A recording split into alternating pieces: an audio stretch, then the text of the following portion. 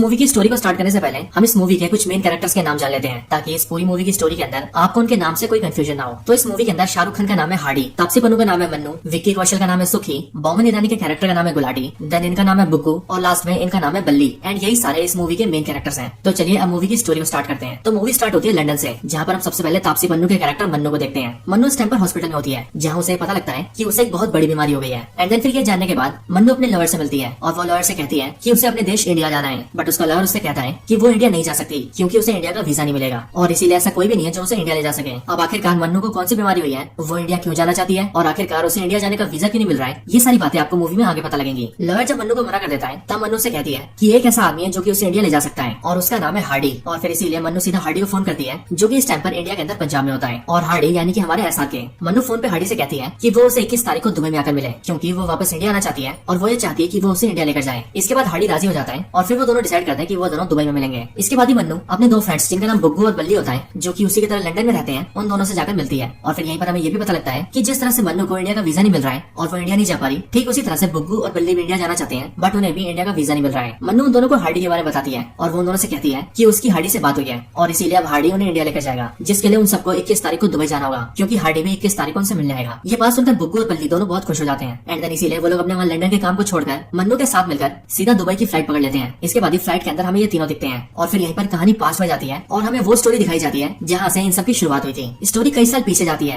यानी कि साल 1995 में। साल 1995 में पंजाब के गांव जिसका नाम लालटू होता है, उसके अंदर मन्नू, बुग्गू और बल्ली तीनों आसपास रहा करते थे और ये तीनों एक दूसरे के दोस्त हुआ करते थे। इन तीनों के गांव में उन लोगों की काफी इज्जत थी जो कि लंदन पढ़ाई करने या फिर जॉब करने जाते थे। यहीं पर हमें ये भी पता लगता है कि मन्नू, बुग्गू और बल्ली तीनों की फैमिली कंडीशंस बहुत खराब है। तीनों ही बहुत मुश्किल से अपना गुजारा कर पाते हैं और इसीलिए ये तीनों ही बहुत पैसे कमाकर अपनी फैमिली को खुश रखना चाहते हैं। एंड इसके लिए उनका ये मन होता है कि वो भी किसी तरह से लंदन जाए और वहाँ जाकर पैसे कमाए, ताकि वो तीनों अपनी फैमिली की प्रॉब्लम्स को दूर करके उन्हें एक बेटर लाइफ दे सके। लेकिन अब क्योंकि उन तीनों की फाइनेंशियल कंडीशन बहुत खराब होती है, इसीलिए वो लोग बहुत कोशिशों के बाद भी लंदन नहीं जा पाते और यहाँ अपने गाँव लालटू के अंदर ही छोटी मोटी जॉब्स करते हैं, जिनमें से मन्नू एक छोटे से ढाबे पर काम करती है। बट फिर कुछ टाइम बाद ही इन तीनों को एक एजेंट मिलता है, जो एजेंट इन तीनों से कहता है कि वो उन तीनों को लंदन भेज सकता है और लंदन जाने के लिए वो उन तीनों को वीजा दिलवाएगा, जिसमें वो मन्नू से ये कहता है कि अगर वो कुश्ती करना सीख जाए तो वो उसे स्पोर्ट्स का वीजा दिलवा देगा, बुग्गू को वो जॉब का वीजा दिलवाएगा और बल्ली को वो मैरिज का वीजा दिलवाएगा। और फिर ये वादा करने के बाद वो एजेंट उन तीनों से 1.5 लाख रुपए ले लेता है, जिन पैसों को देने के लिए बुग्गू अपनी मदर की एफडी तोड़ देता है, जो एफडी उसकी फैमिली की जमा पूंजी होती है। इसके बाद ये तीनों काफी खुश होते हैं क्योंकि ये लोग ये सोचते हैं कि अब ये लोग लंदन जाने वाले हैं। फिर इसके बाद ये एंट्री होती है एसआरके की, यानी कि हमारी स्टोरी के मेन कैरेक्टर हार्डी की। एसआरके यानी कि हार्डी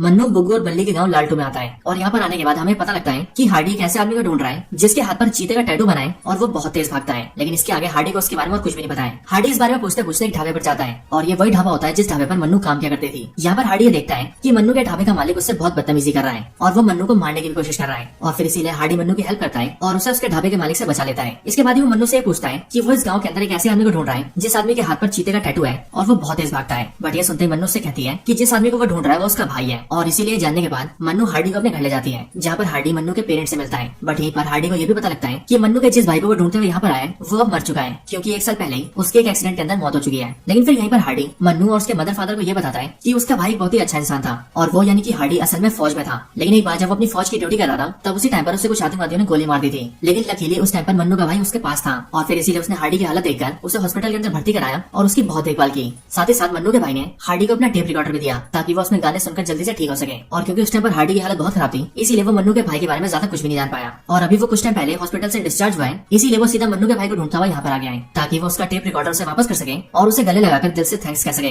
क्योंकि अगर मन्नू का भाई नहीं होता तो शायद हार्डी भी जिंदा नहीं होता। लेकिन जैसे ही हार्डी भी यह जानता है कि मन्नू का भाई मर चुका है, तब हार्डी को भी बहुत दुख होता है। लेकिन फिर यहीं पर हार्डी ये भी जानता है कि मन्नू लंदन जाना चाहती है और उसके लिए उसे स्पोर्ट्स वीजा मिल रहा है। लेकिन स्पोर्ट्स वीजा के लिए उसे कुश्ती सीखनी पड़ेगी और क्योंकि हार्डी फौज में था और उसे कुश्ती भी आती थी, इसीलिए वो मन्नू से कहता है कि उसके भाई ने उसकी जान बचाई थी, इसीलिए वो भी उसके लिए कुछ करना चाहता है और इसीलिए वो मन्नू को कुश्ती सिखाना चाहता है। मन्नू भी सुनकर राजी हो जाती है, जिसके बाद हार्डी 1 हफ्ते के अंदर ही मन्नू को कुश्ती सिखा देता है। इसके बाद मन्नू, बुग्गू और बल्ली तीनों हार्डी के साथ मिलकर सीधा अपने उसी एजेंट के पास जाते हैं जिस एजेंट ने उसे 1.5 लाख रुपए लिए थे और उनसे वादा किया था कि वो उन तीनों को वीजा दिलवाएगा। लेकिन जब वो तीनों हार्डी के साथ वहाँ पर पहुंचते हैं तब वो ये देखते हैं कि वो ऑफिस खाली हो चुका है, यानी कि वो एजेंट सबके पैसे लेकर भाग चुका है। और यहीं पर कई सारे और भी लोग होते हैं जिन्हें उस एजेंट ने इन तीनों की तरह धोखा दिया था। ये सुनने के बाद मन्नू, बुग्गू और बल्ली तीनों ही टूट जाते हैं। लेकिन तभी हार्डी उन तीनों को दिलासा देता है और वो मन्नू से कहता है कि वो मन्नू की मदद करेगा और वो किसी भी तरह से उसे लंदन भेजेगा। इसके लिए हार्डी मन्नू और उसके दोस्तों को आइडिया देता है कि वो लोग आइलेट्स का एग्जाम निकाल लें, जो आइलेट्स बेसिकली एक ऐसा एग्जाम होता है जिसके अंदर अगर किसी को इंग्लिश आती है और वो इस एग्जाम को क्वालिफाई कर लेता है तो फिर उसे लंदन का वीजा दे दिया जाता है। लेकिन अब क्योंकि मन्नू, बुग्गू और बल्ली तीनों को इंग्लिश नहीं आती थी और वो पंजाब के एक छोटे से गाँव से बिलोंग करते थे, इसीलिए उन तीनों को पता था कि वो आइलेट्स के एग्जाम को नहीं निकाल पाएंगे। जाएंगे। बट फिर अगेन हार्डी उनसे कहता है कि अगर उन तीनों को इंग्लिश नहीं आती तो उन तीनों को इंग्लिश सीखनी चाहिए, और फिर इसीलिए इंग्लिश को सीखने के लिए हार्डी उन तीनों का एडमिशन एक कोचिंग में करवा देता है, जिस कोचिंग के अंदर आइलेट्स की ट्रेनिंग दी जाती थी और स्टूडेंट्स को इंग्लिश सिखाई जाती थी। साथ ही साथ हार्डी खुद भी यहाँ पर एडमिशन लेता है ताकि वो मेक श्योर कर सके कि जिस तरह से पिछले वाले एजेंट ने उन तीनों को चुना लगाया था, ठीक उसी तरह से उनके साथ फिर से कोई बेईमानी न हो जाए। इस कोचिंग के अंदर एडमिशन लेने के बाद हम सभी को पता लगता है कि इस कोचिंग के अंदर जो टीचर है वो और कोई नहीं बल्कि अपने बोमन ईरानी है, जिनके कैरेक्टर का इस मूवी में नाम है गुलाटी।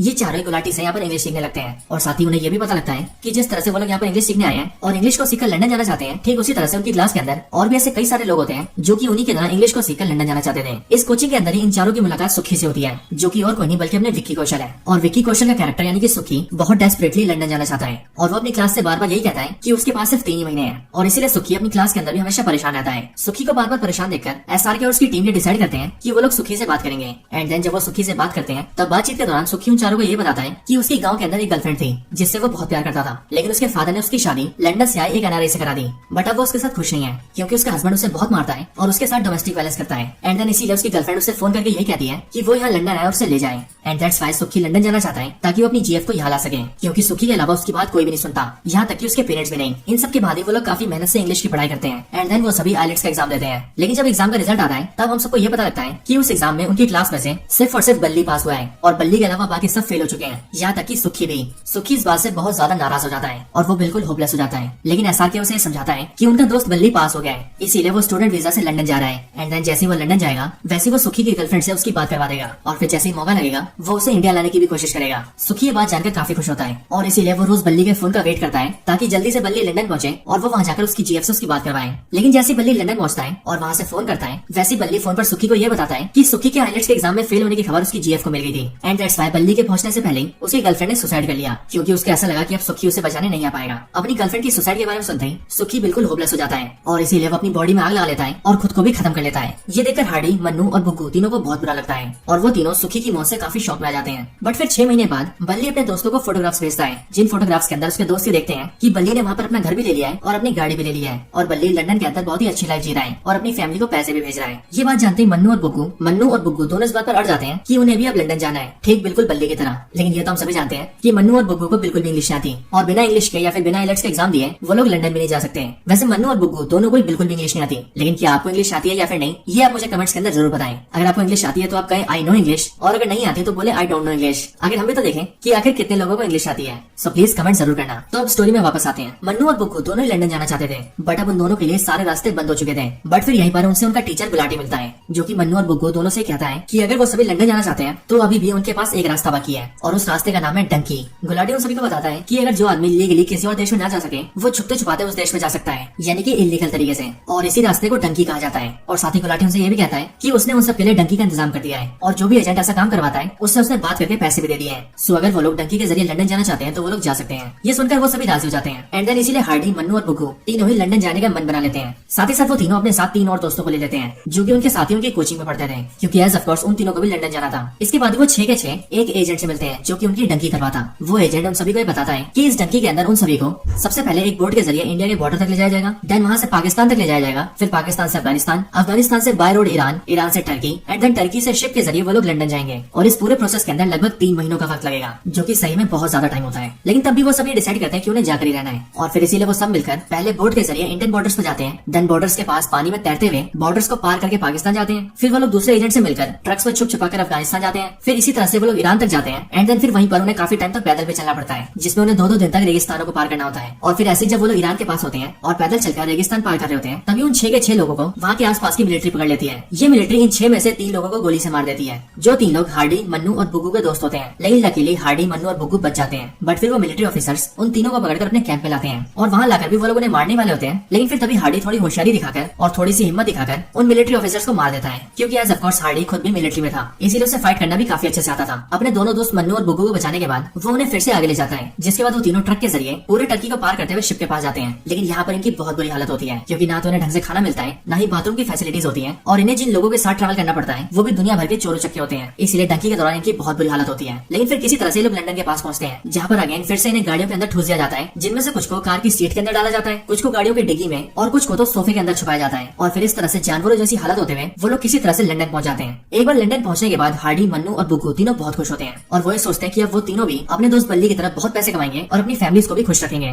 लेकिन फिर यहाँ पर आने के बाद उन तीनों की मुलाकात बल्ली से होती है और वो ये देखते हैं कि बल्ली यहाँ पर कोई बड़ा काम नहीं करता। और फिर वो लोग ये जानते हैं कि यहाँ पर बल्ली के पास कोई बड़ी जॉब नहीं है और ना ही वो किसी बंगलों में रहता है, बल्कि बल्ली यहाँ पर भीख मांगता है। बल्ली से मिलने के बाद बल्ली उन तीनों को अपने घर ले जाता है, जो कि एक ऐसी जगह पर होता है जहाँ की हालत बहुत बुरी होती है और वहाँ 1 से 2 कमरों के अंदर 20 से 30 लोग रहते हैं। और ये सारे वही सारे लोग होते हैं जो कि हार्डी, मन्नू और बुग्गू की तरह ही किसी तरह से इलीगली लंदन में घुसे थे। और क्योंकि उनके पास ना ही कोई पासपोर्ट था, ना ही कोई वीजा, और वो सभी इलीगल इमिग्रेंट्स थे, इसीलिए वो सभी आए दिन पुलिस से बचते फिरते थे और लंदन के अंदर बहुत छोटे मोटे काम कर किसी तरह से अपना गुजारा करते थे। यहीं पर बल्ली अपने दोस्तों को ये भी बताता है कि उसको बेशक से वीजा मिल गया था, लेकिन उसकी कॉलेज की डिग्री फेक थी और उसने जिस कॉलेज का एडमिशन दिखाया था वो एडमिशन भी फेक था, इसीलिए वो यहाँ पर स्टडी नहीं कर सकता था। और अगर ये बात यहाँ की पुलिस को पता लग गई तो वो लोग बल्ली को भी डिपोर्ट कर देंगे। एंड दैट्स व्हाई बल्ली को भी यहाँ पर किसी तरह से इमिग्रेंट्स के साथ गुजारा करना पड़ता था। बल्ली अपने दोस्तों को ये भी बताता है कि वो यहाँ पर भीख मांगता है और भीख मांगकर उसे दिन के 20 पाउंड मिलते हैं। जिस तरह से वो महीने के 600 पाउंड कमाता है, जिनमें से 100 पाउंड से वो अपना गुजारा करके बचे हुए 500 पाउंड अपने घर भेज देता है ताकि उसकी फैमिली सुख से रह सके। बट यहीं पर आके बल्ली पर बहुत गुस्सा होता है और वो उससे कहता है कि उसने यहाँ पर अपनी फेक फोटोज भेजी थी, जिन फोटोज में बल्ली ने दिखाया था कि उसने यहाँ पर 6 महीने के अंदर अपना घर ले लिया है और अपनी कार भी ले लिया है और वो यहाँ पर बहुत खुश है। और इसीलिए उसकी लाइफ को देखकर मन्नू और बुग्गू भी यहाँ पर आए हैं और इसलिए हार्डी उससे पूछता है कि आखिर उसने ऐसा क्यों किया। बट बल्ली उससे कहता है कि यहाँ पर अगर उसे ऐसा करना पड़ा क्योंकि अगर वो अपनी फैमिली से ये कहता कि यहाँ पर आने के बाद उसकी हालत बहुत बुरी है,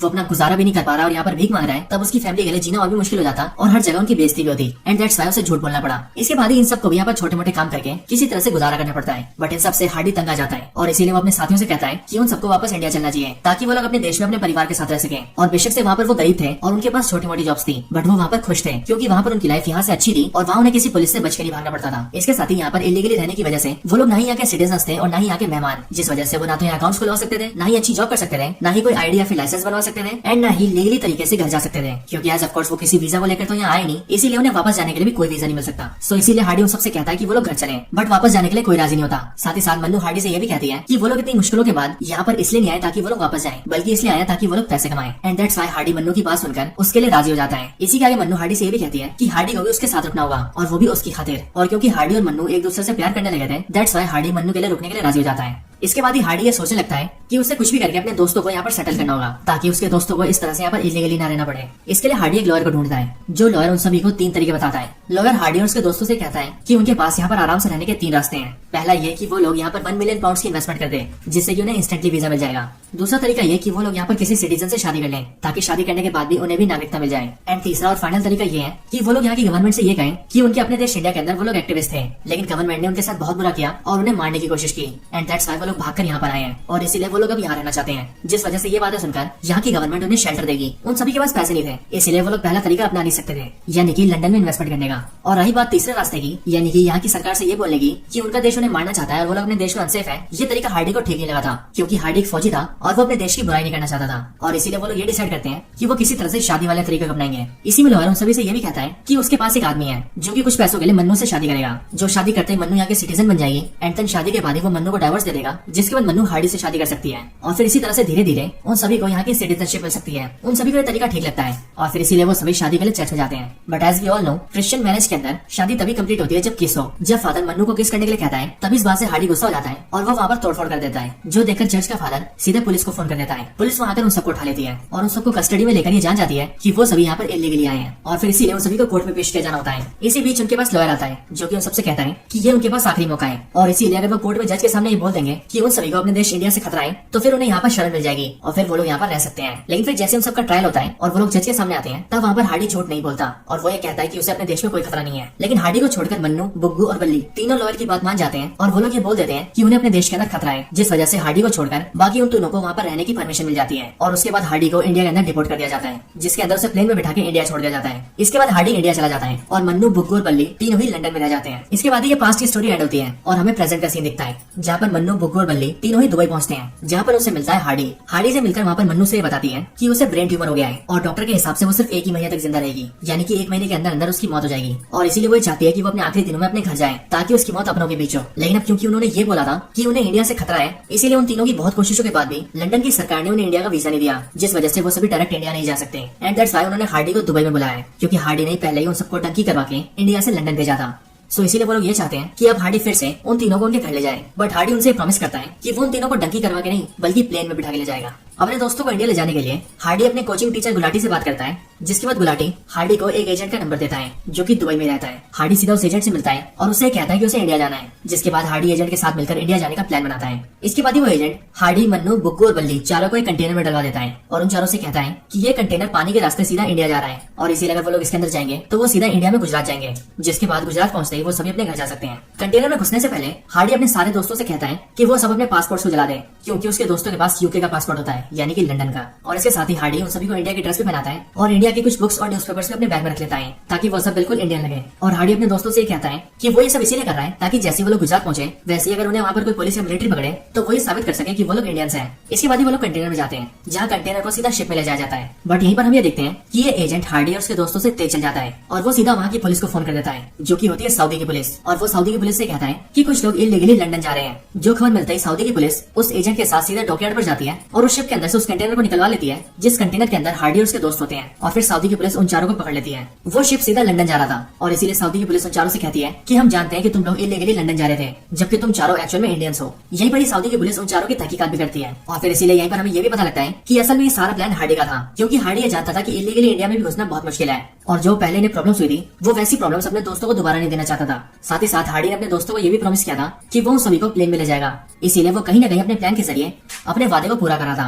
सऊदी की पुलिस जब इन चारों की तहकीकात करती है तभी हार्डी अपने तीनों दोस्तों की आइडेंटिटी को बदल देता है क्योंकि एज ऑफ कोर्स हार्डी के तीनों दोस्तों की आइडेंटिटी यानी कि मन्नू, बुग्गू और बल्ली तीनों ही अब लंदन के थे और उनके पास लंदन की सिटीजनशिप थी जिस वजह से उन्हें इंडियन नहीं माना जाएगा। और इसीलिए हार्डी इन तीनों के नाम अपने उन तीनों दोस्तों से बदल देता है जिन तीन दोस्तों को डंकी के दौरान ईरान की मिलिट्री ने मार दिया था। इसके बाद इन चारों के नाम को लेकर सऊदी की पुलिस इन्वेस्टिगेशन करती है और इंडिया से कांटेक्ट भी करती है जिसके बाद उन्हें पता लगता है कि इस नाम के सारे लोग इंडिया के सिटीजन हैं। और फिर इसीलिए सऊदी की पुलिस उन चारों को सीधा प्लेन में बिठाकर डायरेक्टली इंडिया में डिपोर्ट कर देती है। जिसके बाद एक बार फिर से हार्डी के प्लान के मुताबिक वो और उसके सारे दोस्त इंडिया वापस आ जाते हैं और इसीलिए अपने गाँव वापस आकर हार्डी के सारे दोस्त बहुत खुश होते हैं। वो सभी सीधा अपनी फैमिली से मिलते हैं जहाँ वो देखते हैं कि उनकी फैमिलीज भी बहुत खुश है और जो उन्होंने लंदन से पैसे कमाकर भेजे थे उनसे उनकी फैमिलीज ने भी काफी तरक्की कर ली है और फिर इसीलिए वो सभी अपनी अपनी फैमिलीज के साथ रहने लगते हैं। इसके बाद हार्डी और मन्नू दोनों को ये भी पता लगता है कि दोनों ने अभी तक किसी से शादी नहीं की है और वो अभी भी एक दूसरे से प्यार करते हैं। और हार्डी भी अपनी जवानी के टाइम से ही मन्नू को प्रपोज करना चाहता था लेकिन वो कभी भी ऐसा कर नहीं पाया था। और फिर इसीलिए इस बार हार्डी और मन्नू की छत पर जाते हैं जहाँ पर हार्डी मन्नू को प्रपोज करने वाला होता है लेकिन उसके प्रपोज करने से पहले ही उसके सामने मन्नू की डेथ हो जाती है क्योंकि एज ऑफ कोर्स मन्नू को ब्रेन ट्यूमर था और उसके पास 1 महीने से भी कम का वक्त था। इसीलिए यहीं पर ऑन द स्पॉट मन्नू मर जाती है जो देखकर हार्डी को बहुत दुख होता है। लेकिन फिर हार्डी इस बात से खुश होता है कि आखिरकार मन्नू की आखिरी इच्छा पूरी हो गई क्योंकि मन्नू की आखिरी इच्छा यही थी कि वो जब मरे तो वो अपने घर में अपने परिवार के साथ हो और ऐसा हुआ भी and that's why Hardy is happy for Mannu. और फिर इसके आगे के सीन में हम ये देखते हैं कि हार्डी अपने दोनों दोस्तों जो कि बुग्गू और बल्ली होते हैं उनके साथ रहकर काफी खुश रहता है और वो लोग अब ये समझ चुके थे कि चाहे कुछ भी हो जाए किसी को भी डंकी नहीं करनी चाहिए और वैसे भी ईस्ट और waste India is the best. और फिर इसके बाद ये लोग बहुत खुश रहने लगते हैं जिसके साथ ही ये पूरी मूवी यहीं पर एंड हो जाती है। तो दोस्तों ये थी डंकी मूवी की पूरी स्टोरी। ये Dunki movie basically real events के ऊपर बेस्ड है यानी कि जो लोग एक्चुअली में डंकी करते हैं उन्हीं को देखकर ये मूवी बनाई गई है और इसीलिए मूवी हमें मैसेज देती है कि चाहे कुछ भी हो जाए किसी को भी डंकी नहीं करनी चाहिए क्योंकि कोई भी आदमी डंकी तब करता है जब उसे खुद के लिए और अपने परिवार के लिए एक बेहतर जिंदगी चाहिए होती है और इसी के लिए वो दूसरे देशों में इलीगली घुसता है। लेकिन ऐसा करने के दौरान उन्हें बहुत प्रॉब्लम्स आती है और यही सारी प्रॉब्लम्स हमें मूवी में दिखाई गई है। हर साल लाखों लोग डंकी करते हैं जिनमें बहुत से बच्चे भी होते हैं बहुत से बूढ़े भी होते हैं लेकिन उनमें से ज्यादातर डंकी के दौरान ही मारे जाते हैं और जो बचे हुए लोग किसी तरह से डंकी करके दूसरे देशों में घुस भी जाते हैं उनकी जिंदगी भी वहाँ पर बहुत खराब होती है। और ऐसा क्यों वो भी आप जानते हैं क्योंकि इस मूवी ने हमें इसका भी आंसर दिया है। और इससे भी बढ़कर बात, अगर कोई डंकी करके किसी और देश में घुस जाए तो उसके लिए अपने देश में वापस आने के भी सारे रास्ते बंद हो जाते हैं। और वैसे ये तो एक मूवी थी जिसमें हार्डी अपने दोस्तों को किसी तरह से वापस इंडिया ले आया लेकिन एक्चुअल की रियलिटी में डंकी करने वाले वापस कभी भी अपने देश में वापस नहीं आ पाते और अपने देश, अपने घर और अपने परिवार को वापस कभी नहीं देख पाते। और ये मूवी हमें इसी अवेयरनेस का मैसेज देती है। सो दोस्तों यही थी एक्सप्लेनेशन वीडियो डंकी मूवी के ऊपर। आप सभी को वीडियो और मूवी की स्टोरी कैसी लगी मुझे कमेंट्स के अंदर जरूर बताएं और जिन जिनको इंग्लिश आती है या फिर नहीं आती वो भी कमेंट्स के अंदर जरूर बताएं। आप सबका वीडियो पूरा देखने के लिए बहुत बहुत धन्यवाद। किसी ने चैनल को सब्सक्राइब नहीं किया वो चैनल को सब्सक्राइब कर लें, बेल आइकन को भी जरूर दबा लें। वीडियो को शेयर करना चाहते हैं तो ज्यादा से ज्यादा शेयर करें और आप सभी इसी तरह से हंसते और मुस्कुराते रहें।